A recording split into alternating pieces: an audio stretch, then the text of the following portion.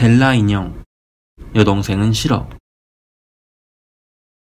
난 여동생이 싫었어요. 처음부터 싫었어요. 어차피 동생이 생길 거라면 남동생이었으면 좋겠다고 생각했지요.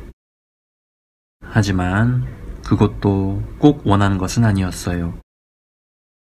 차라리 혼자 지내고 싶었거든요. 몇 년 동안 동생 없이 살았지만 별로 심심하지 않았어요. 정말로요. 더구나 걸핏하면 꽥꽥대며 울기나 하는 아기는 절대로 원하지 않았어요. 하지만 엄마와 아빠 생각은 달랐어요. 꼭 내게 동생을 하나 만들어주려고 하셨지요. 내가 아무리 싫다고 말해도 아무 소용이 없었어요. 정말 어쩔 수 없었어요. 언제부터인가 여동생 인가가 우리와 함께 살았어요. 소파 밑. 어떻게 하지? 난 아무것도 할 수 없었어요. 언제부터인가 동생이 우리와 함께 살았고 엄마와 아빠는 아기를 되돌려줄 생각은 조금도 하지 않았어요. 그래서 내가 동생을 치우기로 했어요. 동생을 소파 밑에 쏙 집어넣었어요. 마구 때리면서 억지로 그렇게 한 것은 아니에요. 절대로 그렇게 하지 않았어요. 아주 조심조심했지요. 동생이 순순히 소파 밑으로 들어간 거나 마찬가지예요. 동생이 그 밑을 좋아하는 것 같았어요. 적어도 내가 보기에는 그랬어요. 동생은 눈물도 흘리지 않았어요. 한 방울도요. 그 밑에서 금방 잠이 들었지요. 그래서 난 내 방을 다시 혼자 쓸 수 있게 되었어요. 2시간쯤 지났는데 집에서 난리가 났어요. 엄마가 집안을 이리저리 뛰어다니며 구석구석 살폈어요. 엄마 얼굴이 불그락푸르락 이상하게 변했지요. 아기 어디 갔니? 엄마가 내게 물었어요. 난 몰라요. 내가 말했어요. 정말 몰라? 엄마가 다시 물었어요. 몰라요. 정말 몰라요. 내가 말했어요. 엄마는 집안을 구석구석 뒤지기 시작했어요. 침대도 보고, 침대 밑에도 보고, 심지어 옷장 안도 살폈어요. 어쩐지 뱃속이 자꾸만 이상했어요. 엄마는 소파 밑에만 보지 않았어요. 엄마가 훌쩍거리며 울기 시작하더니 엉엉 소리내어 울었어요. 눈물을 펑펑 흘려서 하마터면 나도 같이 울 뻔했어요. 내 머리가 어떻게 되었나? 엄마가 말했어요. 엄마가 그 말을 자꾸만 다시 했어요. 그 말을 듣자 난 더러 겁이 났어요. 머리가 어떻게 된 엄마랑 살기는 싫었거든요. 한참 만에 엄마가 피곤해 지쳐 소파에 털썩 주저앉았어요. 바로 그때 아기 울음소리가 났어요. 인가였어요. 그 소리를 듣자 나도 안심이 되었어요. 난 얼른 밖으로 뛰어나갔어요. 2시간쯤 지난 뒤에야 다시 집으로 돌아왔지요. 엄마가 슬픈 얼굴로 나를 가만히 쳐다보았어요. 나는 어떻게 했냐고요? 난 동생과 친하게 지내기로 결심했어요. 앞으로는 사이좋게 지내기로 한 거예요. 난 동생과 사이좋게 지내고 싶었어요. 정말로요. 그렇지만 그건 너무 힘든 일이었어요. 인간은 아주 특별한 아이였거든요. 머리는 노랗고 눈은 파랬어요. 사람들은 인간을 보면 귀엽다, 예쁘다, 사랑스럽다고 했어요. 나한테 귀엽다, 예쁘다, 사랑스럽다고 말하는 사람은 아무도 없었어요. 모두들 나보고는 고집쟁이의 말썽꾸러기라고 했지요. 어느새 인간은 걸을 수도 있고 말도 할 줄 알게 되었어요. 나이에 비해 빠른 편이라고 사람들은 말했어요. 거의 신동이라고요. 난 그런 말을 그냥 듣기만 했어요. 사람들이 그런 말을 하지 못하게 할 방법이 없었어요. 공원에서. 오늘은 공원에서 불꽃놀이를 했어요. 엄청나게 많은 구경꾼들이 몰려와서 공원이 무척 소란스러웠지요. 애야, 인가 좀 잘 보렴. 엄마와 아빠가 내게 말했어요. 잃어버리면 안 돼. 엄마와 아빠는 핫도그를 사러 갔어요. 난 인가의 손을 잡고 기다렸지요. 인가가 자꾸만 어디론가 가려고 했어요. 도대체 왜 그럴까요? 인가는 한 번 마음 먹으면 꼭 하는 아이예요. 주변이 어두웠어요. 정말 캄캄했지요. 인가는 어디로 간 걸까요? 없어졌어요. 달리기를 정말 잘하거든요. 인가는? 엄마가 눈을 동그랗게 뜨고 내게 물었어요. 갔어요. 라고 내가 말했어요. 자꾸 가겠다고 하잖아요. 그래서 손을 놓쳤어요.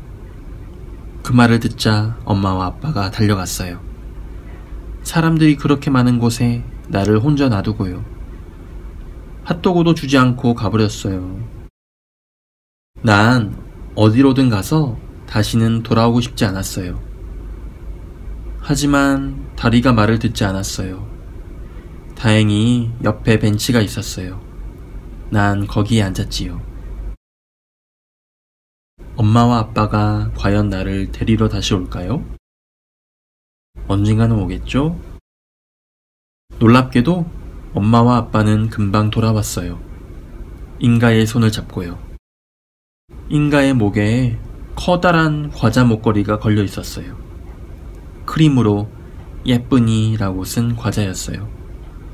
난 핫도그를 받았어요.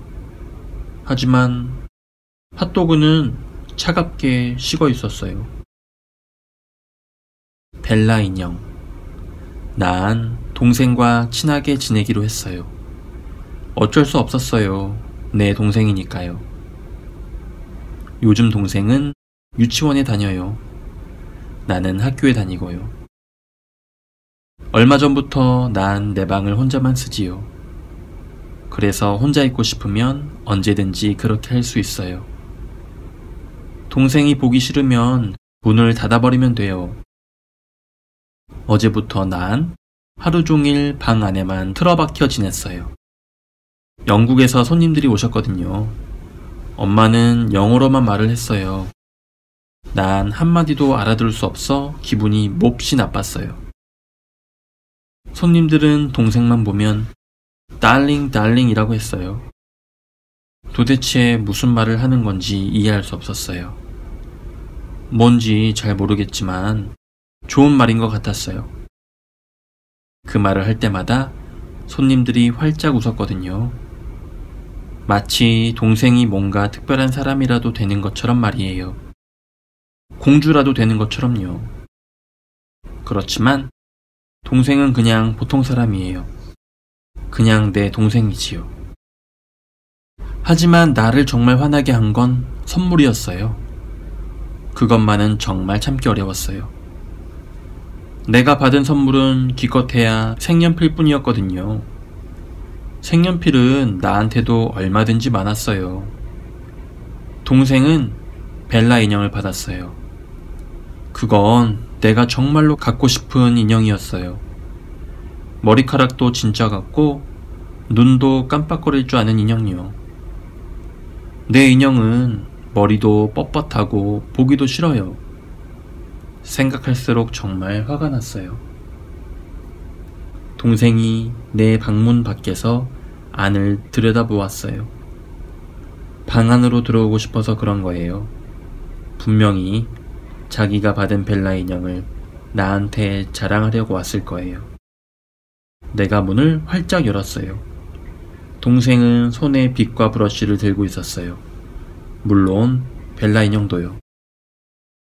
동생이 내 침대에 앉아 인형의 노란 머리를 빗겨주었어요. 정말 못생겼다. 영국에서 가져온 거라 머리가 이렇게 귀신같이 긴가 봐. 네가 봐도 정말 못생겼지? 내가 말했어요. 동생은 파란 눈으로 나를 가만히 쳐다보았어요. 우리 이거 미장원에 보내자. 내가 말했어요. 언니가 머리 깎아줄래? 동생이 내게 물었어요. 난 얼른 가위를 갖고 왔어요. 그리고 인형의 긴 머리를 싹둑싹둑 잘라냈어요. 벨라 인형의 얼굴이 정말 이상하게 변했어요. 하지만 난 기분이 좋았어요. 잘했다, 그렇지? 하고 내가 말했어요. 동생은 얼굴을 찡그리며 인형을 쳐다보았어요. 그러더니 훌쩍거리며 울기 시작했어요. 숲에서 숨바꼭질 놀이. 드디어 방학이 되었어요. 언제나 그랬던 것처럼 우리는 오스트리아의 시골집에 놀러갔어요. 해마다 그렇듯이 올해도 똑같은 손님들이 찾아와 아이들이 잔뜩 모였어요. 모두 내 나이 또래 아이들이었지요. 이곳은 정말 좋아요. 가장 좋은 것은 저녁 때 놀 수 있다는 점이에요.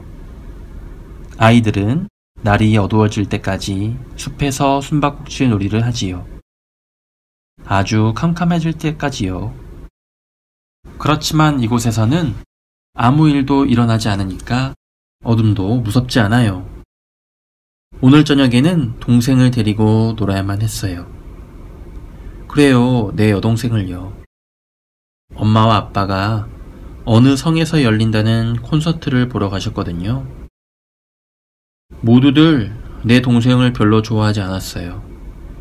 동생이 나이가 너무 어려서 귀찮기 때문이지요. 그렇지만 다른 방법이 없었어요. 난 할 수 없이 동생을 데리고 갔어요. 동생이 우리 뒤를 열심히 따라다녔어요. 우리가 숨으면 동생도 숨었어요. 우리는 깜깜해질 때까지 신나게 놀았어요. 어느새 날이 너무 어두워졌어요. 그래도 혼자 있는 것은 아니라서 별로 무섭지 않았어요. 우리는 그만 집에 가기로 했지요. 더 늦으면 집으로 가는 길이 보이지 않을 것 같았거든요. 하지만 큰일이 생겼어요. 동생이 보이지 않는 거예요. 동생이 어디 갔지? 본 사람이 아무도 없었어요. 동생이 없어졌다는 것을 까맣게 모른 채 우리는 집으로 가고 있었던 거예요. 우리는 다시 숲으로 돌아갔어요. 모두들 동생을 찾아 돌아다녔어요. 이곳저곳 열심히 찾아보았지요. 하지만 동생은 보이지 않았어요. 동생을 큰 소리로 불러도 보았어요. 하지만 동생은 아무 데도 없었어요. 난 덜컥 겁이 났어요. 정말 숨이 멎는 것 같았어요. 무슨 일이 벌어진 걸까? 죽은 걸까? 내 탓인가? 난 더 이상 울음을 참지 못하고 엉엉 울어버렸어요. 참으려고 해도 눈물이 자꾸만 나왔어요. 아이들은 아무 말 없이 내 곁에 서 있었어요. 모두 금방이라도 울음을 터뜨릴 것 같은 분위기였지요. 그때 페터가 좋은 생각을 해냈어요. 내가 개를 데리고 올게. 그럼 금방 찾을 수 있을 거야. 우리 집 개는 진짜 사냥개거든. 페터가 달려갔어요. 우리는 잔뜩 겁에 질린 채 숲에서 기다렸어요. 시간이 한참 지났어요. 동생이 죽었다면 나도 죽고 싶었어요. 다른 생각은 나지 않고 오직 그 생각만 머릿속을 뱅뱅 맴돌았어요. 한참 기다리고 있는데 개가 헐떡이는 소리가 났어요. 개는 파란색 줄무늬가 있는 동생 양말을 주둥이에 물고 있었어요. 어서 찾아! 페터가 말했어요. 개가 동생을 찾아 나섰어요. 우리는 그 뒤를 따라갔지요.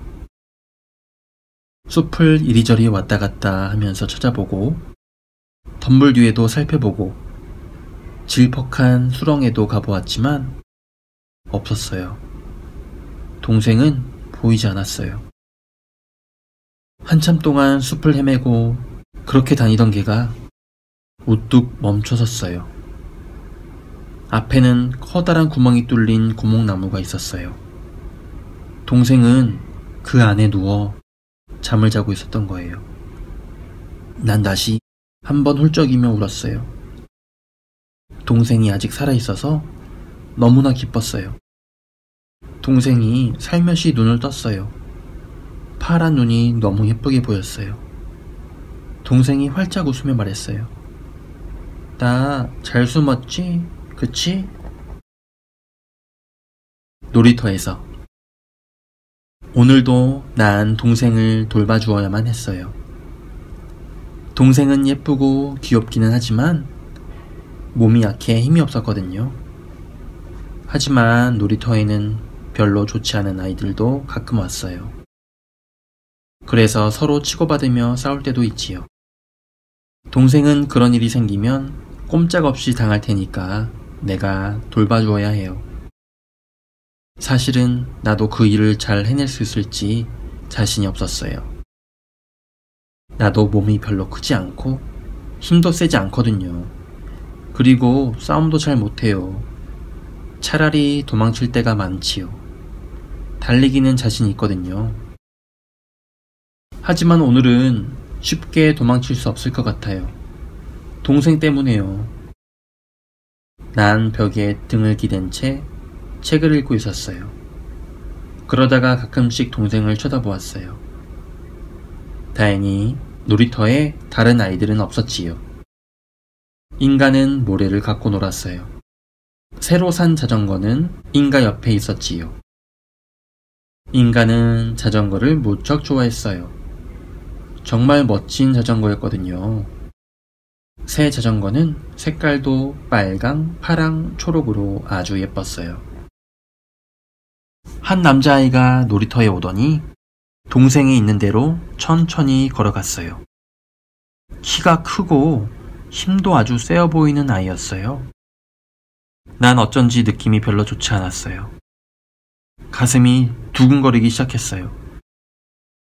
어느새 그 아이가 동생 바로 옆까지 간 것을 보고 난 책장을 덮었어요.